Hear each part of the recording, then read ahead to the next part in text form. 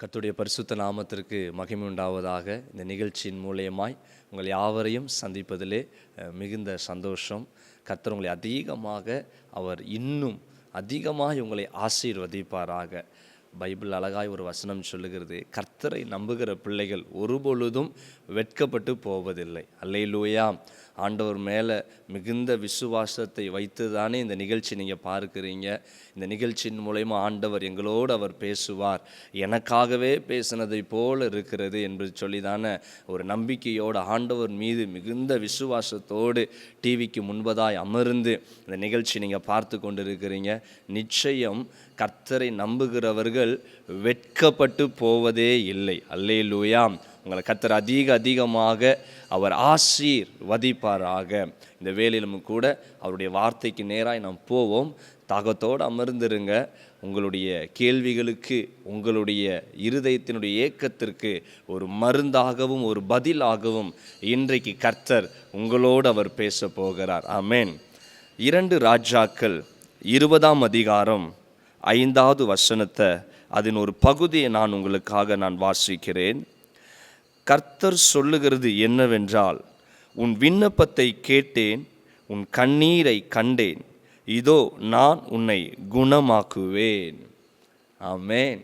இன்னைக்கு இந்த வார்த்தையை உங்களுக்காகவே இந்த நிகழ்ச்சியை நீங்கள் பார்த்து கொண்டிருக்கிற அன்பு சகோதரி, அன்பு மகனே, நீங்கள் யாராக இருந்தாலும், எந்த சூழ்நிலையில் இந்த நிகழ்ச்சியை நீங்கள் பார்த்து கொண்டிருந்தாலும், இப்பொழுது உங்கள் சிந்தனையில் இருக்கிற எல்லா உலக பிரகாரமான காரியத்தெல்லாம் மறந்துடுங்க.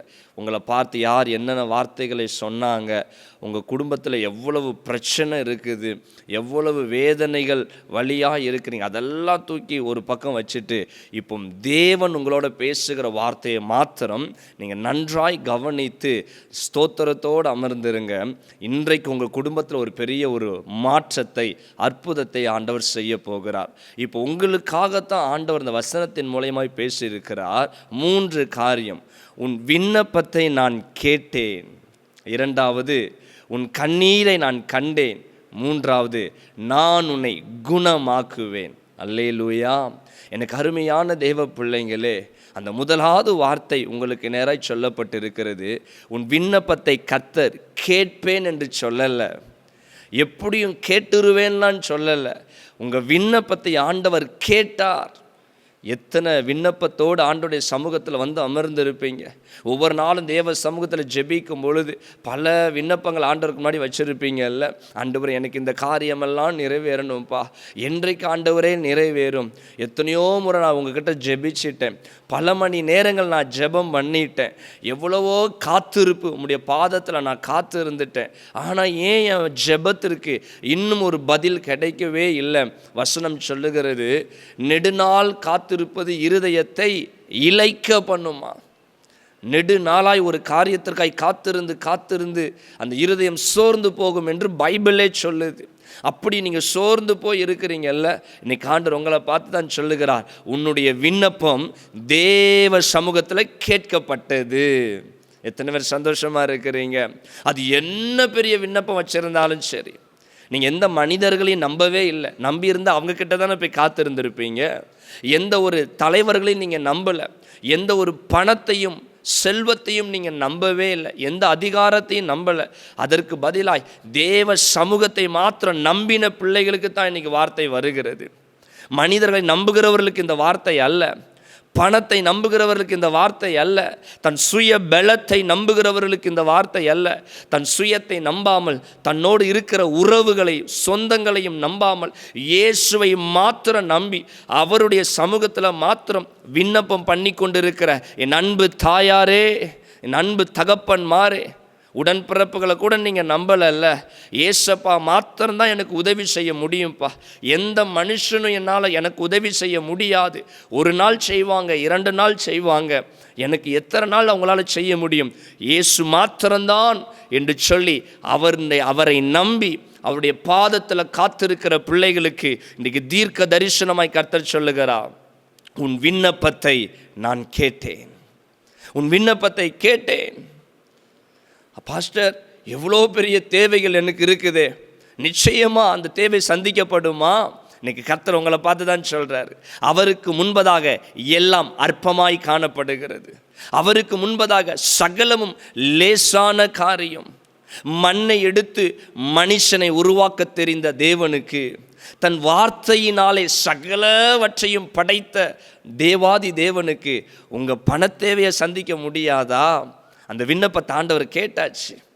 பெரிய பிரச்சனை வந்துடும், என்ன செய்யறதுனே தெரியல, அவமானப்பட்டு போயிடுவோமே என்று சொல்லி தேவ சமூகத்தில் காத்திருந்து ஜெபம் பண்ணிக்கிட்டே இருக்கிறீங்கல்ல, இந்த பிரச்சனை வெளியே தெரிந்தால் அவமானமாய் போய்விடும், எப்படி ஆயினும் ஒரு அற்புதத்தை செய்யுங்கப்பா என்று சொல்லி விண்ணப்பம் பண்ணிக்கொண்டே இருக்கிறீங்கல்ல. கர்த்தர் சொல்லுகிறார், உன் விண்ணப்பத்தை நான் கேட்டேன். எந்த ஜனங்களுக்கு முன்பதாக நீ தலைகுனிந்து போவதில்லை, நீ கைவிடப்பட்டு போவதில்லை. பயப்படாத. பயந்து போயிருக்கிறீங்களா? என்னவாய் மாறுமோ, நாளை தினம் எப்படியா இருக்குமோ என்று சொல்லி ஒரு பய திகிலோடு ஜெபம் பண்ணி கொண்டு இருக்கிறீங்களா? நீ கர்த்தர் உங்களை பார்த்து தான் சொல்லுகிறாரு, உன் விண்ணப்பத்தை நான் கேட்டேன். அல்லேலூயா. பரிசுத்த வேதாகமத்தில் 1 சாமுவேலில் அந்நாளை குறித்து சொல்லப்பட்டிருக்கிறது. நான் வாசிக்கிறேன், அதை கவனமாக கவனிங்க, அது உங்களுக்கு மிகுந்த ஆசீர்வாதமாக இருக்கும். 1 சாமுவேல் 1ஆம் அதிகாரம் 10வது வசனம் சொல்லுகிறது, கர்த்தரை நோக்கி விண்ணப்பம் பண்ணி. அன்னாளுக்கு ஒரு பெரிய தேவை, எனக்கு ஒரு குழந்தை வேணும்னு சொல்லி அவள் ஆண்டவர்கிட்ட போய் விண்ணப்பம் பண்ணினான். தன் கணவனால் அதை நிறைவேற்ற முடியலை, மருத்துவர்களால் கூடாத காரியம், எல்லாம் ஒன்றும் நடக்காது. இதில் அவள் அதை அறிந்து கொண்டாள், இதில் என் கணவனால் முடியாது, என் சுயத்தினால் முடியாதுப்பா, எந்த மருத்துவராலும் முடியாது, இனி கர்த்தர் தான் எனக்கு ஒரு வழியை உருவாக்கி தர வேண்டும், அவரை அல்லாமல் எனக்கு ஒரு அற்புதமே இல்லை என்பதை அவள் அறிந்தபடியினால் அவள் தேவ சன்னிதானத்தில் போய் அவள் விண்ணப்பம் பண்ணினாள் என்று சொல்லப்பட்டிருந்தது. அவள் விண்ணப்பம் பண்ணின உடனே அவளுக்கு என்ன வார்த்தை வந்தது தெரியுமா? அதே 1 சாமுவேல் 1ஆம் அதிகாரம் 17ஆம் வசனம் சொல்லுகிறது, நீ இஸ்ரவேலின் தேவனிடத்தில் கேட்ட உன் விண்ணப்பத்தின்படி அவர் உனக்கு கட்டளையிடுவாராக. அல்லேலூயா. அப்போ அன்னாள் தேவ சமூகத்தை நோக்கி விண்ணப்பம் பண்ணி என்று சொல்லப்பட்டது. இங்க வார்த்தை வருகிறது, தேவ சமூகத்தில் நீ கேட்ட விண்ணப்பத்தின்படியே உனக்கு ஆக கடவதாக, உனக்கு அப்படியே நிறைவேறுவதாக என்று அவளுக்கு வார்த்தை வந்தது. அவள் என்ன விண்ணப்பம் பண்ணி கேட்டாலும் அந்த விண்ணப்பத்தின்படி கர்த்தர் ஒரு ஆண் குழந்தையை கர்த்தர் கொடுத்தார். இன்னைக்கு நெடுநாளாக எனக்கு ஒரு குழந்தை பாக்கியம் இல்லையே, திருமணமாகி ஆண்டுகள் ஆகிக்கொண்டே இருக்கிறது, ட்ரீட்மெண்ட் எடுத்து பார்த்தாச்சு, எனக்கு ஒரு அற்புதம் நடக்கலை, வெளியே போவதற்கு அவமானமாக இருக்குது, யாரை பார்த்தாலும் எத்தனை வருஷம் ஆச்சு திருமணமாகின்னு கேட்குறாங்க, இன்னும் குழந்தை இல்லையான்னு கேட்குறாங்க. என் அன்பு சகோதரி, என் அன்பு சகோதரனே, நீ கர்த்தர் உங்களை பார்த்து தான் சொல்லுகிறார், உன் விண்ணப்பத்தை நான் கேட்டேன். என் குழந்தைக்கு ரொம்ப பலவீனமாக இருக்குது, என்னைக்கு சுகமாகும் என்று சொல்லி நான் நெடுநாளாய் காத்திருக்கிறேன். உன் விண்ணப்பத்தை கர்த்தர் கேட்குறாரு. எனக்கு வேலை இல்லையே, பல நாட்களாய் வேலை இல்லாமல், படித்த படிப்புக்கு சரியான வேலை இல்லாமல் அலைந்து துரிந்து கொண்டிருக்கிறேன் என்று சொல்கிறீங்களா? நீ கர்த்தர் சொல்லுகிறார், உன் விண்ணப்பத்தை நான் கேட்டேன், உன் விண்ணப்பத்தின்படியே உனக்கு ஆக கடவது. எந்த மனுஷனையும் நீங்கள் சார்ந்து நிற்கல, எந்த மனுஷன் வீட்டுக்கும் போய் நீங்கள் கேட்கல, எனக்கு உதவி செய்யுங்கன்னு சொல்லி கையை நீட்டி கேட்கல, தேவ சன்னிதானத்தில் உன் அறக்கதவை பூட்டி கொண்டு அந்த ரங்கத்திலிருந்து தேவனை நோக்கி பார்த்து, இயேசுவே எனக்கு ஒரு அற்புதம் செய்யுங்க என்று சொல்லி இரவும் பகலும் அவரை நோக்கி ஜெபித்த பிள்ளைகளுக்கு இன்னைக்கு ஆண்டவர் வார்த்தையை சொல்லுகிறார், உன் விண்ணப்பத்தை நான் கேட்டேன், உன் விண்ணப்பத்தை நான் கேட்டேன். விசுவாசத்தோடு இந்த நிகழ்ச்சியை முடிகிற வரைக்கும் பாருங்க. கடைசியாக சில வினாடிகள் உங்களுக்காக ஜெபம் ஏறெடுக்கப்படும். ஒரு பெரிய அற்புதத்தின் வாசலை கர்த்தர் உங்களுக்காக செய்ய போகிறார். இருக்கிற இடத்துல நம்பிக்கையோடி என் விண்ணப்பத்தை ஆண்டவர் கேட்டுட்டார் சொல்கிற பிள்ளைங்க ஒரு அல்லேலூயா சொல்லுங்க. எஸ், கர்த்தர் உங்கள் சத்தத்தை அவர் கேட்டு இருக்கிறார். அவருடைய கண்கள் இப்போ உங்களை பார்த்துட்டு தான் இருக்குது. எந்த நிலைமையில் இந்த நிகழ்ச்சியை நீங்கள் பார்த்து கொண்டு இருக்கிறீங்க, எந்த பகுதியிலிருந்து இந்த நிகழ்ச்சியை நீ பார்த்து கொண்டு இருந்தாலும் தேவாதி தேவனுடைய கண்கள் உங்களை ஊற்றி கவனித்து கொண்டு இருக்கிறது. உங்கள் விண்ணப்பத்தை கர்த்தர் கேட்டார். ஒரு உதாரணத்தை நான் சொல்ல விரும்புகிறேன். ஒரு சகோதரி நெடுநாளாய் அவர்கள் வாழ்ந்த பகுதியில் தன் அரசாங்கத்திடம் ஒரு விண்ணப்பத்தை வைத்து கொண்டே இருந்தாங்களாம். ஆசிரமத்தை நான் நடத்த வேண்டியது இருக்கிறது, எனக்கு கொஞ்சம் ஒரு பெரிய இடம் தேவைப்படுகிறது, நீங்கள் எனக்கு உதவி செய்வீர்கள் என்று சொன்னால் அந்த விடுதியை நான் நடத்துவதற்கு எனக்கு சுலபமாக இருக்கும், எனக்கு ஒரு இடம் தாருங்கள் என்று சொல்லி அந்த சகோதரி நெடுநாள் அரசாங்கத்திடம் விண்ணப்பம் வைத்து கொண்டே இருந்தாங்களாம். அப்படி இருக்கும் பொழுது அந்த சில அதிகாரிகள் இவள் எப்பொழுது நம்மளை பார்த்து இதை கேட்டுக்கொண்டு இருக்கிறாங்கன்னு சொல்லி ஒரு மலை பிரதேசத்தை கொடுத்துட்டாங்க. அந்த பக்கத்தில் மலைகள் இருந்துச்சாமா. இந்த பகுதியை நீ எடுத்துக்கோ அப்படின்னு சொல்லிட்டு அரசாங்கத்தால் பயன்படாத ஒரு பகுதி அது. அப்போ ஒரு காட்டுப்பகுதி, மலைகள் இருக்கிற பகுதியை கொடுத்துட்டாங்க. இந்த சகோதரி, இந்த பகுதி ஊர்களுக்கு வெளியே இருக்குதே, ஒரு காட்டு பகுதியில் இருக்குதே, இதை வைத்து என்ன செய்ய முடியும் என்று சொல்லி கலங்கினாங்களாம். ஆனாலும் அவர்களுக்குள்ள ஒரு விசுவாசம், அவர்கள் தேவனுடைய பிள்ளையாக இருந்தபடியினால அவர்களுக்குள்ள ஒரு வசனம் வந்ததாம், மலையை பார்த்து பெயர்ந்து போ என்று சொன்னாலும் அது பெயர்ந்து போகுமே என்கிற வார்த்தை அவங்க உள்ளத்துக்குள்ள ஆழமாக இருந்ததுனால அவங்க ஒவ்வொரு நாளும் ஜெபம் பண்ணுவாங்களாம். ஒவ்வொரு நாளும் அந்த விண்ணப்பம் பண்ணிக்கிட்டே இருந்தாங்களா, ஆண்டவரே இந்த மலையை பார்த்து நான் பேசுகிறேன்ப்பா, இந்த மலையை பார்த்து நான் செபிக்கிறேன் ஆண்டவரே, இது பெயர்க்கப்பட்டு போகும் என்று சொல்லி விண்ணப்பம் பண்ணிக்கிட்டே இருந்தாங்களாம். அந்த பகுதியில் ஆடுகள் மேய்த்து கொண்டு போகிறவர்கள் அந்த பகுதியில் போகிறவங்களாம் சொல்லுவாங்களாம், எப்போ பார்த்தாலும் இந்த மலையை பார்த்து இவ ஜெபம் பண்ணிக்கிட்டே இருக்கிறாளே என்று சொல்லி சிலர் பரியாசம் பண்ணுவது உண்டு. சிலர் அவளை பார்க்கும் பொழுது ஒருவேளை பைத்தியம் ஆயிட்டாலோ அப்படின்னு சொல்லி ஏளனம்லாம் பண்ணினது உண்டாம். ஆனாலும் இந்த சகோதரி அந்த மலையை பார்த்து ஜெபம் பண்ணிகிட்டே இருப்பாங்களாம். நடந்தது என்ன தெரியுமா, ஒரு நாள் சில அரசாங்க அதிகாரிகள் வாகனங்கள் எல்லாம் அங்கே வந்ததாம். என்ன என்று சொல்லி விசாரித்து அவங்க சொன்னாங்களாம், இந்த பகுதியில் ஒரு பெரிய பாலத்தை நாங்கள் கட்ட போகிறோம், அந்த பாலத்தை கட்டுகிறபடினால் இந்த மலைகளிலிருந்து தான் எங்களுக்கு கற்கள் தேவைப்படுகிறது, நீங்கள் இந்த மலையில் பாதி எங்களுக்கு தருவீங்கன்னா அதற்குரிய பணத்தையும் நாங்கள் உங்களுக்கு தருவோம் என்று சொல்லி அவங்க கேட்ட உடனே இவங்களுக்குள்ள ஒரு பெரிய சந்தோஷம். இப்போ மலையும் அங்கேருந்து பெயர்க்கப்பட்டு போகிறது, அதற்கு தேவையான பணங்கள், எவ்வளவு பணம், அந்த பணங்களையும் அவர்கள் பெற்றுக்கொண்டாங்களாம். அல்லேலூயா. எனக்கு அருமையான தேவ பிள்ளையே, ரொம்ப நாள் விண்ணப்பத்தோடு இருக்கிறீங்கல்ல, நிச்சயம் அந்த விண்ணப்பத்திற்கு மிகப்பெரிய பதிலை கர்த்தர் உங்களுக்கு தரப்போகிறார். ஆச்சரியப்படுகிற விதமாய் வசனம் சொல்லுகிறது, என்னை நோக்கி நீ கூப்பிடு, என்னை நோக்கி நீ கூப்பிடு, அப்பொழுது நீ அறியாததும் உனக்கு எட்டாததுமான பெரிய காரியங்களை உனக்கு ஆண்டவர் செய்வாராங்க. இந்த வசனத்தை நம்புறீங்களா? ஆண்டவர் சொல்றாரு, உனக்கு அறியாதது, உன் கற்பனைக்கு எட்டாதது, உனக்கு மிகப்பெரிய காரியத்தை உன் வாழ்க்கையில் நான் செய்யணும்னா நீ என்னை நோக்கி கூப்பிடு. அப்போ ஆண்டவரை நோக்கி நீங்கள் விண்ணப்பம் வைத்திருக்கிறபடினால் மீண்டும் கர்த்தர் சொல்லுகிறார், மனிதர்களை நம்பாமல், சூழ்நிலைகளை நம்பாமல், கர்த்தரை மாத்திரம் நம்பி நித்தமும் அவருடைய சமூகத்தில் விண்ணப்பத்தை வைத்த பிள்ளைகளை பார்த்து தேவன் சொல்கிறாரு, உன் விண்ணப்பம் கேட்கப்பட்டது, உன் விண்ணப்பம் கேட்கப்பட்டது. மீண்டும் வருவோம் 2 ராஜாக்கள் 20ஆம் அதிகாரத்தில் அந்த வசனம் சொல்லுகிறது, உன் விண்ணப்பத்தை கேட்டேன், உன் கண்ணீரை கண்டேன். அல்லேலூயா. இன்னைக்கு ஆண்டவர் சொல்கிறாருமா, உன் கண்ணீரை நான் கண்டேன், உன் கண்ணீர் எனக்கு தெரியும். இவ்வளோ வேதனை, உள்ளத்தில் இருக்கிற பாரத்தை கூட எந்த நபரிடத்துலையும் சொல்லாமல், உன் கணவனிடத்தில் கூட சொல்லலை, உன் மனைவியின் இடத்துல, உன் பிள்ளைகளிடத்தில், உன்னை நேசிக்கிற ரொம்ப நெருக்கமான அந்த உறவுகளுக்கு கூட நீ சொல்லாமல் உன் இருதயத்தில் வைத்திருக்கிற அந்த பாரம், கவலைகளை நீ கர்த்தர் பார்க்கிறார். அது நிமித்தமாய் தேவ சன்னிதானத்தில் வந்தால் எங்கே சத்தம் போட்டு ஜெபிச்சா கூட யாருக்காவது குடும்பத்தில் இருக்கிறவங்க கேட்டுருமோ, நான் சத்தம் போட்டு ஜெபித்தால் என் சபையில் இருக்கிற சில விசுவாச பிள்ளைகளிடத்தில் கேட்டு அவர்கள் ஏதாவது என்னை நினைத்து விடுவார்களோ என்று சொல்லி தன் மனதிலே வைத்து கொண்டு வெறும் கண்ணீரை மாத்திரம் தேவ சன்னிதானத்தில் சிந்தி கொண்டிருக்கிற பிள்ளையை பார்த்து கர்த்தர் சொல்கிறாரு, வெறும் ஜெபிக்கும் போது மாத்திரம் கண்ணீர் அல்ல, உன் வீட்டு வேலைகளை செய்து கொண்டு இருக்கும் பொழுது, நீ வாகனத்தில் போய் கொண்டு இருக்கும் பொழுது, அந்த நினைவுகள் வந்த உடனேயே உனக்குள்ள ஒரு கலக்கம், உன் கண்களிலே ஒரு கண்ணீர். இன்னைக்கு அப்படிப்பட்ட நிலைமையில் நீ பார்த்து கொண்டு இருப்பன்னா கர்த்தர் உங்களை பார்த்து தான் சொல்லுகிறார், உன் கண்ணீரை கர்த்தர் கண்டார்.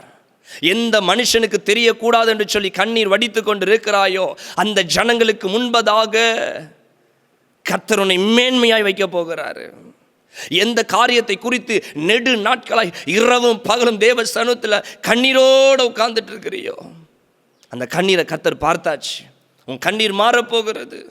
வசனம் சொல்லுகிறது, கண்ணீரோடு விதைத்தவர்கள் கம்பீரமாய் அறுப்பார்களாம். கண்ணீரோடு தானே ஒவ்வொரு காரியத்தையும் செஞ்சீங்க. நீங்கள் செய்யும் பொழுது யாருக்கும் தெரியாது இவங்க எப்படி இதை செய்கிறாங்க, எப்படி இதை பண்ணுறாங்க. உங்கள் கஷ்டத்தை உங்களுக்குள்ளே மட்டும் வச்சுட்டு சிரிச்ச முகத்தோடு அதை நீங்கள் செஞ்சிட்டு இருப்பீங்க. ஆனால் தனிமையாக உட்காந்து போய் ஆண்டவருடைய சன்னிதானத்தில் போய் அழுதுகிட்டு இருப்பீங்க. என்னால் முடியலப்பா, என்னால் முடியல ஆண்டவரே, உலகத்திற்கு என் கண்ணீரை காட்டாமல் உமக்கு மட்டும் நான் என் கண்ணீரை காட்டுகிறேன்னு சொல்லி அழுதுருப்பீங்கல்ல. நீ கர்த்தர் உன் கண்ணீரை கண்டேன் என்று சொல்கிறாருமா. ஆபிரகாம் ஆகாரை கொஞ்சம் அப்பத்தையும் துருத்தியில் தண்ணீரையும் வச்சு அனுப்பி விடும் பொழுது ஆகார் நினச்சிருந்தா ஆபிரகாம் கிட்ட அழுதுருப்பாங்க. திடீர்னு என்னையும் என் மகனையும் போச்சு சொல்கிறீங்களா, நாங்கள் எங்கே போவோம் என்று சொல்லி அழுது பயங்கரமாக ஆர்ப்பாட்டம் பண்ணியிருக்கலாம். ஆனால் ஆகார் அதை செய்யவே இல்லைங்க. ஆகார் செய்யவே இல்லை. அவள் எதையுமே பேசாமல் கொஞ்சம் அப்பத்தையும் தண்ணியும் வாங்கிக்கிட்டு தன் மகனை அனாதையை போல பிடிச்சிக்கிட்டு அந்த வீட்டை விட்டு வெளியே போகிற ஆகார். அந்த ஊரை விட்டே வெளியே போகிறா. எங்கே போகிறோம், என்ன ஆக போகுது எதுவுமே தெரியாது ஆகாருக்கு. பெயர் சேபா என்கிற வனாந்தரத்தில் ஆகார் தன் மகனை அழைத்து கொண்டு அலைந்து திரிந்தாள் என்று சொல்லப்பட்டிருக்குது. அலைந்து திரிந்தாள். நினச்சி பாருங்க, அந்த ஆகார் நினச்சிருந்தா ஆபிரகாமுக்கு முன்னாடி அழுது இருக்கலாமே. ஆனால் அழலையே. எப்படியாயிலும் பிழைத்து விடலாம் என்று சொல்லி அவள் போனா. ஆனால் அவளால் வாழ முடியலை, அவளால் சமாளிக்க முடியலை. என்ன நடந்துச்சு? மிகவும் வெப்பமான சூழ்நிலையினால் வனாந்தரத்தில் வாழ்வாதாரம் அவளுக்கு தெரியலை. தன் மகன் வனாந்தரத்தில் தண்ணீர் இல்லாமல் செத்து கொண்டிருக்கிறத அவள் பார்த்து அவள் அலைந்து திரிகிறா. எங்கேயாச்சும் கொஞ்சம் தண்ணீர் கிடைச்சிருமான்னு சொல்லி ஒன்றும் கிடைக்கல. அதற்கு அடுத்தது என்ன நடந்துச்சு வாசிக்கிறேன். ஆதியாகமம் 21ஆம் அதிகாரம் 16ஆம் வசனத்தில் கடைசி பகுதியை நான் வாசிக்கிறேன். தூரத்திலே போய் உட்கார்ந்து சத்தமிட்டு அழுதாள். ஆகார் தன் மகனை கொண்டு போய் ஒரு ஓரமாக ஒரு மரத்தின் கீழ் விட்டு அவள் போய் தூரத்தில் போய் அழுதா. என் மகன் சாகிறத என்னால் பார்க்க முடியலை, என் பிள்ளை தண்ணின்னு சொல்லி கதறிக்கிட்டு இருக்கிறத என்னால் பார்க்க முடியலன்னு சொல்லி விட்டு அவளும் தூரத்தில் போய், பைபிள் சொல்லுது பாருங்க, உட்கார்ந்து சத்தமிட்டு அழுதாள். சில நேரம் மனுஷனுக்கு முன்னாடி அழுகையை அடக்கி கொண்டு ஓடி போய் உங்கள் ரூம்குள்ளே படுக்கையில் உட்காந்துட்டு கதறி அழுதுகிட்டு இருக்கிறீங்களா? புதிதாய் திருமணமான பிள்ளைங்க, நான் கஷ்டப்படுறது என் அம்மா அப்பாவுக்கு தெரிஞ்சிச்சுன்னா வேதனைப்படுவாங்கன்னு சொல்லிட்டு உன் கஷ்டத்தை உனக்குள்ளேயே வச்சுட்டு உன் படுக்கையில் உட்காந்து அழுது கொண்டு இருக்கிறியா மகளே? என் அருமையான வாலிப தம்பி, ஊரில் நான் வேலைக்கு போகிறேன்னு சொல்லிட்டு வந்துட்டேன், இங்கே படக்கூடிய கஷ்டத்தை என் அம்மா அப்பாட்ட சொன்னால் அவங்க வருத்தப்படுவாங்கன்னு சொல்லிட்டு கண்ணீரோட உன் வேலை ஸ்தலத்துக்கு நீ போய் கொண்டு இருக்கிறியா? இன்னைக்கு கர்த்தர் உன்னை பார்த்து தான் சொல்லுகிறாரு, நீ சத்தமிட்டு அழுதாய் அல்லவா, நீ கண்ணீர் வடித்தாய் அல்லவா, உன் கண்ணீரை நான் கண்டேன், உன் கண்ணீரை கண்டேன். ஆகாருக்கு நடந்தது என்ன தெரியுமா? 16ஆம் வசனம் சொல்லுகிறது, அவள் சத்தமிட்டு அழுதாள். 17ஆம் வசனம் சொல்லுகிறது, தேவன் பிள்ளையின் சத்தத்தை கேட்டார். அல்லேலூயா. அவள் சத்தமிட்டு அழுதாயா, சத்தமிட்டு அழுதா. யாராவது எங்களுக்கு உதவி செய்வீங்களான்னு சொல்லி அழுதா. மனுஷ சத்தம் அங்கே கேட்கல. யாருமா அது அழுதுகிட்டு இருக்கான்னு சொல்லி ஒரு மனுஷ சத்தம் கூட கேட்கல. ஆனால் தேவன் சத்தத்தை கேட்டார், தேவன் சத்தத்தை கேட்டார். உன் கண்ணீர் பரலோகத்தை இன்றைக்கு அசைத்தது. உன் கண்ணீர் பல அற்புதமானத்தின் வாசல்களை திறக்கிறது. உன் கண்ணீரை நான் கண்டேன் என்று கர்த்தர் இன்னைக்கு உங்களை பார்த்து சொல்கிறாரு. அதனால் உன் கண்ணீரை தொடச்சிக்கோ, இனி கண்ணீர் வடிக்காதீங்க. எவ்வளவு பெரிய காரியமாக இருந்தாலும் சரி, எந்த காரியத்திற்காக கண்ணீர் வடிச்சியோ நீ கர்த்தர் தீர்க்க தரிசனமாக சொல்லுகிறார், உன் கண்ணீரை நான் கண்டேன். ஆமேன், ஆமேன். அதனால் விசுவாசமாக இருங்க, என்ன சோர்ந்தே போகாதீங்க. நம்ம ஆராதிக்கிற கர்த்தர் ஜீவன் உள்ளவர், அவர் உயிர் உள்ளவர். அவர் எப்படிப்பட்டவர்னு சொல்லி கேட்டீங்கல்ல, சிலர் ஆண்டவரை ஆராதிக்க பிள்ளைகளும் நீங்கள் இதில் பார்த்து கொண்டு இருக்கலாம். இயேசு எப்படிப்பட்டவர்னு கேட்குறீங்கல்ல, இதோ வார்த்தையாய் பேசி கொண்டு இருக்கிறார்ல. உங்களுக்காகவே இந்த வார்த்தை எப்படி இந்த பாஸ்டருக்கு தெரியும், கரெக்டாக எனக்காகவே பேசுகிறாருன்னு நினைக்கிறீங்கல்ல, அதுதான் நம்ம ஆராதிக்கிற தேவன். உங்களுக்காக தான் என்ன பேச வைக்கிறாரு. உங்களுக்கு என்ன தேவையோ அந்த வார்த்தையை கர்த்தர் கொடுக்கிறார். உங்களுக்கு நிச்சயம் ஒரு அற்புதத்தை ஆண்டவர் செய்து விட்டார் என்பதை நான் விசுவாசிக்கிறேன். 3வது பார்த்து நம்ம முடிக்க போகிறோம். 3வது கர்த்தர் சொல்லுகிறார், நான் உன்னை குணமாக்குவேன். இது மட்டும்தான் ஃப்யூச்சர். அதுக்கு முன்னாடி 2 வார்த்தையும், உன் விண்ணப்பத்தை நான் கேட்டுட்டேன், உன் கண்ணீரை நான் கண்டேன். இது கர்த்தர் சொல்கிறாரு, நான் உன்னை குணமாக்குவேன், நான் உன்னை குணமாக்குவேன். எந்த பலவீனத்தோடு இந்த நிகழ்ச்சியை பார்த்து கொண்டு இருக்கிறீங்க? எலும்பு சம்பந்தமான வியாதியோடு இருக்கிறீங்களா? என்னுடைய தண்டு வடங்களிலே பிரச்சனைகள், என் முழங்கால்கள், என் எலும்பு சம்பந்தமாக பிரச்சனை இருக்குது, எனக்கு எலும்பு தேய்வுகள் ஏற்பட்டுருச்சு. டாக்டர் சொல்லிட்டாங்க எந்த வெயிட்டான பொருட்களையும் தூக்க முடியாது. ஆனால் நானும் ஒரு கூலி வேலை செய்கிறவன், எப்படி என்னால் இந்த கனமான பொருளை தூக்க முடியாமல் வேலை செய்வது என்று சொல்லி வேதனையோடு இருக்கிறீங்களா? நீ கர்த்தர் உன்னை சுகமாக்குறார் மகனே. இந்த வார்த்தை உனக்காக தேவன் சொல்லுகிறார், நான் உன்னை சுகமாக்குவேன். என் கண்களிலே பார்வை குறைந்து போய் கொண்டே இருக்கிறது. நானோ ஒரு ஓட்டுநராய் வேலை பார்த்து கொண்டிருக்கிறேன். எப்படி என்னால் இந்த வேலையை தொடர்ந்து செய்வது?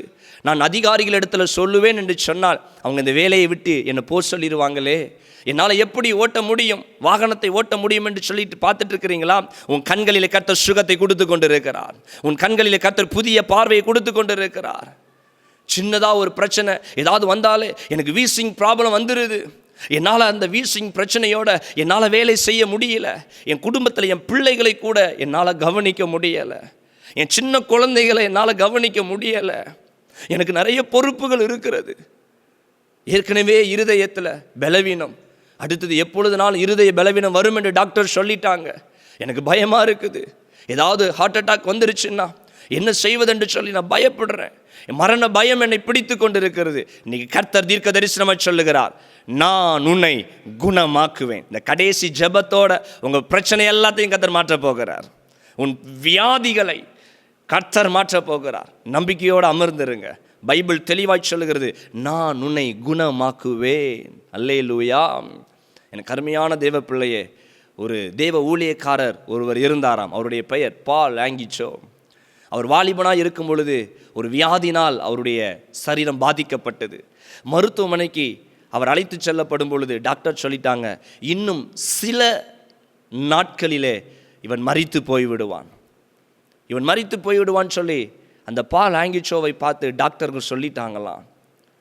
மிகுந்த வேதனை. பால் ஆங்கிச்சோ அவர் ஒரு தெய்வத்தை வணங்கி கொண்டு இருந்தார். எவ்வளவோ தன் தெய்வத்தை நோக்கி பார்த்தார், ஒன்றும் நடக்கலை. அதனால் மனசெல்லாம் விரக்தி. எந்த மனுஷனையும் நான் இனி பார்க்க மாட்டேன், இந்த படுக்கையிலே இருந்து நான் தான் செத்து போக போகிறேனே, இனி யார் முகத்தையும் நான் பார்க்க மாட்டேன்னு சொல்லி அந்த மருத்துவமனை படுக்கையில் யாரையும் பார்க்காமல் ஒரு விரக்தியில் இருந்தாராமா. அப்பொழுது அந்த அருகாமையில் இருந்த ஒரு ரூமில் ஒரு வியாதியஸ்தரை பார்க்கும்படியாக ஒரு சிறு பெண் அழைத்து வரப்பட்டாளாம். அவள் தேவனுடைய பிள்ளையாக இருந்தாள். அப்பொழுது இந்த அறையை தாண்டி போகும் பொழுது இந்த பால் ஆங்கிச்சோவை அந்த சிறு பிள்ளை பார்க்க ஆரம்பிக்கிறாள். பார்த்தோன்னு அந்த பிள்ளைக்குள்ள ஒரு தாகம், இவருக்காக நம்ம ஜெபிக்கணுமே என்று சொல்லி. அப்போ அந்த சிறு பிள்ளை அவள் போய் அந்த பால் ஆங்கிச்சோவை பார்க்க போகும் பொழுது, நான் உங்களுக்காக ஜெபிக்கிறேன், ஏசப்பா அவங்க வியாதியை மாற்றுவார்னு சொல்லி அந்த சின்ன பிள்ளை சொல்லும் பொழுது இவருக்குள்ள பயங்கர எரிச்சல். ஏன்னா இவருக்கு இயேசு என்றாலே பிடிக்காது. இயேசு என்கிற தெய்வத்தை இவருக்கு பிடிக்கவே பிடிக்காதனால அந்த பிள்ளையை கடிந்து கொண்டு வெளியே போய் என்று அனுப்பி விட்டுட்டாராம். மீண்டும் அந்த பிள்ளை மறுநாள் அந்த அறைக்கு வந்து பரிசுத்த வேதாகமத்தில் ஒரு பகுதியாகிய புதிய ஏற்பாடை கொண்டு போய் இதை நீங்கள் படிங்க என்று சொல்லி கொடுக்கும் பொழுது மீண்டும் பால் ஆங்கிச்சோக்குள்ள பயங்கர கோபம். அந்த புதிய ஏற்பாடை வாங்கி கிழித்து தூக்கி எறிந்து விட்டாராம். எத்தனை முறை சொன்னாலும் உனக்கு அறிவு கிடையாதா, வெளியே போ என்று சொல்லி அந்த பிள்ளையை கடிந்து கொண்டு அனுப்பி விட்டுட்டாராம். அந்த பிள்ளை அழுது கொண்டே போச்சான். மீண்டும் அந்த பிள்ளை வந்து சும்மா தான் வந்து நின்றுதான். இவருக்கே மனசு கஷ்டமாகி போச்சு. ஆனால் ஒன்று சொல்லலை. அன்னைக்கு அந்த பிள்ளை மறுபடியும் போயிருச்சு. உடனே இவர் தனியாக இருந்து யோசித்தாராம், இவ்வளவு திட்டின பிறகும் இந்த பிள்ளை வருதே அப்படின்னு சொல்லி நினைக்கும் பொழுது அவர் தூக்கி போட்ட பைபிள் கிழிந்த நிலைமையில் அவர் அறைக்குள்ளே கடந்துச்சு. இதில் என்னதான் போட்டிருக்கு, எடுத்து படித்து தான் பார்ப்போம் என்று சொல்லி தேவனுடைய பரிசுத்த வேதாகமத்தை முதல் முறையாக என்னதான் அதில் போட்டிருக்குன்னு சொல்லி பார்ப்போன்னு சொல்லிட்டு அந்த கிழிந்து போன வேதாகமத்தை கையில் எடுத்து அவர் அதை பிரித்து வாசிக்கும் பொழுது அவருக்குள்ள ஒரு வார்த்தை வந்ததாம். அதில் படிக்கும் பொழுது இயேசு கிறிஸ்து குஷ்டரோகிகளை தொட்டு சுகமாக்கினார். அவர் வியாதியஸ்தர்களை சுகமாக்கின சம்பவங்களை அவர் படிக்க படிக்க அவரையும் அறியாமல் அவர் கண்களிலிருந்து கண்ணீர் வந்து கொண்டிருந்ததாம். அதை படிக்க படிக்க அவருக்குள்ள ஒரு பிரசன்னம். யாரும் இல்லாத அந்த அறையில் இயேசு வந்து இறங்குவதை, அவர் சரீரத்தில் கர்த்தருடைய கரம் இறங்குவதை அவர் உணர ஆரம்பித்தாராம். அதை மூடிட்டு அழுது கண்ணீரோட, எனக்கு உங்களை பிடிக்கவே பிடிக்காது, ஆனால் இந்த வார்த்தையை நான் நம்புகிறேன், எல்லாரும் என்னை கைவிட்டுட்டாங்க, நான் வணங்கின தெய்வமும் என்னை கைவிட்டுருச்சு, என்னை நீங்கள் சுகமாக்குவீங்களா என்று கேட்ட மாத்திரத்தில் சில நாட்களில் டாக்டர்கள் அவரை பரிசோதித்து பார்க்கும் பொழுது அவர் சொன்னாராம், இவனுக்கு நல்லபடியாக சுகமாகி இருக்கிறது, மிகப்பெரிய ஆச்சரியம் என்று சொல்லி அவர்கள் ஆச்சரியப்படுகிற விதமாய் அந்த இடத்துல பால் லாங்கிச்சோ என்கிறவரை இயேசு கிறிஸ்து சுகமாக்கினார். மீண்டும் அவர் வெளியே வந்தார், தேவனுடைய ஊழியக்காரனாய் மாறினார். பால் லாங்கிச்சோ கொரியா தேசத்தில் 10 லட்சத்திற்கும் அதிகமான விசுவாசிகளுடைய உலகத்தில் மிகப்பெரிய போதகராய் சபையாய் மாற ஆரம்பித்தது. இன்றைக்கும் நீங்கள் யூடியூப்பில் போய் பால் லாங்கிச்சோ என்று போட்டு பார்த்தால் அவரை குறித்து வர ஆரம்பிக்கும். நான் ஏதோ கதையை சொல்லி கொண்டிருக்கல, உண்மையை நான் சொல்லி கொண்டிருக்கிறேன். இந்த நிகழ்ச்சிக்கு முன்பதாய், இந்த டிவிக்கு முன்பதாய் பார்த்து கொண்டிருக்கிற பிள்ளைகள், நீங்கள் என்ன வியாதியில் இருந்தாலும் சரி, ஒரு நிமிஷம் இப்பொழுது உங்களுக்காக ஜெபிக்கப்பட போகிறது. விசுவாசத்தோடு நீங்கள் ஜெபம் பண்ணுங்க. உன் விண்ணப்பத்தை கர்த்தர் கேட்டார், உன் கண்ணீரை கர்த்தர் கண்டார். இப்பொழுது அவர் உன்னை சுகமாக்க போகிறார். நேரத்தை வீணடிக்காமல் உடனே கண்களை மூடி இருக்கிற இடத்துல நம்பிக்கையோட ஜெபம் பண்ணுங்க, விசுவாசத்தோட ஜெபம் பண்ணுங்க. இப்பொழுது உங்களுடைய சுகத்திற்காக மாத்திரம் நான் ஜெபிக்கும்படி கர்த்தர் என்னை சொல்ல ஆரம்பித்தார். இந்த நிகழ்ச்சியை பார்த்து கொண்டிருக்கிற பலவீனப்பட்டவர்களுக்காக மாத்திரம் ஜெபி என்று சொல்லி பலவீனப்பட்ட பகுதியில் கைகளை வைத்துக் கொள்ளுங்க. டாக்டர்கள் கைவிட்டுட்டாங்களா, கவலைப்படாதீங்க, பயப்படாதீங்க. அந்த சர்டிஃபிகேட்டை கர்த்தர் பொய்யாய் மாற பண்ண போகிறார். இப்பொழுதே ஒரு சுகமளிக்கிற வல்லமை உம்முடைய பிள்ளைகளுடைய சரீரத்தில் உச்சம் தலையிலிருந்து உள்ளம் பாதம் வரைக்கும் இறங்கி கொண்டு இருப்பதற்கு நன்றி செலுத்துகிறேன். இயேசுவின் நாமத்தினால் இழந்து போன கண் பார்வை கிடைக்கிறது. இயேசுவின் நாமத்தினால் முதுகு தண்டுகளில் பிரச்சனைகள் மாறுகிறது. இயேசுவின் நாமத்தினால் நுரையீரல் சம்பந்தமான பலவீனங்கள் இப்பொழுதே மாறுகிறது. அந்த வீசிங் ப்ராப்ளம் இந்த ராத்திரியோடு அது மாறி போகட்டும். ஆவியானவரே, என்ன பலவீனத்தோடு இருந்தாலும் கர்த்தர் சுகமாக்குவீராக. எல்லா பிளட் கிளாட், எங்கெங்கெல்லாம் அந்த கிளாட் இருக்குதோ, எங்கெங்கெல்லாம் மூளைகள் நரம்புகளுக்குள்ளாக, ஹார்ட்டில் எங்கெங்கெல்லாம் அந்த இரத்த அடைப்புகள் இருக்கிறதோ, இப்பொழுதே உம்முடைய வார்த்தையை அனுப்பி சுகமாக்குவீராக. மரண பயங்கள், மரண கண்ணி தெரிபட்டு போவதாக. பிள்ளைகளை பரிபூர்ண சுகமாக்கி கொண்டு இருப்பதற்கு ஸ்தோத்திரம். கர்த்தர் உன்னை சுகமாக்குகிறார். இதோ ஒரு பரிசுத்த ஆவியினுடைய வல்லமை உங்கள் சரீரத்தை தொட்டு இப்பொழுதே உங்களை சுகமாக்கி கொண்டு இருக்கிறது. நன்றி அப்பா, நன்றின்னு சொல்லுங்க. இயேசு என்னை சுகமாக்கினதற்காக நன்றி என்று சொல்லுங்க. கர்த்தர் உங்களுக்கு ஒரு பெரிய அற்புதத்தை செய்தார். நீ தொட்டதற்காய் நன்றி. கண்ணீர் யாவும் மாறினதற்காய் ஸ்தோத்திரம். இயேசுவின் நாமத்தில் ஜெபிக்கிறோம் எங்கள் ஜீவனுள்ள நல்ல பிதாவே, ஆமேன். எனக்கு அருமையான தேவ பிள்ளைங்களே, விசுவாசத்தோடு நீங்கள் ஜெபித்தபடியினால் கர்த்தர் உங்களுக்கு பரிபூர்ண சுகத்தை கர்த்தர் கொடுத்துட்டார். நீங்கள் அற்புதத்தை பெற்றுக்கொண்டு இருக்கிறீங்க. சுகத்தை பெற்ற பிள்ளைகள் கீழே வரக்கூடிய தொலைபேசி நம்பரில் நீங்கள் தொடர்பு கொள்ளலாம். அது அநேகருக்கு ஆசீர்வாதமாக சாட்சியாய் மாற ஆரம்பிக்கும். கர்த்தர் நிச்சயம் உங்களை ஆசீர்வதிப்பார். தொடர்ந்து இந்த நிகழ்ச்சியை பாருங்கள். உங்களுக்காக நான் தொடர்ந்து ஜெபித்து கொள்ளுகிறேன். God bless you.